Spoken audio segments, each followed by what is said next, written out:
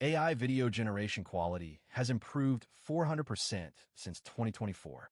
These three tools are leading the charge, but they each have very different strengths and weaknesses.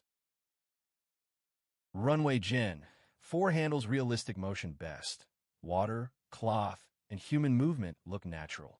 Pika 2.0 has a unique stylized motion that's great for creative work.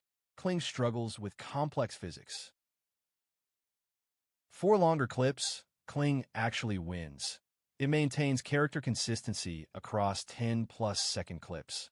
Runway and Pika tend to drift after 5 seconds, changing faces or clothing subtly. Kling offers the most free generations. Runway is fastest, but most expensive. Pika 2.0 hits the sweet spot for most creators, with a generous free tier and fast generation. All 10 test prompts shown side by side with outputs from each tool, slowed down to highlight quality differences in motion, detail, and coherence. Which AI video tool blew you away?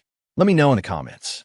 Subscribe for the complete prompt engineering guide for AI video coming soon.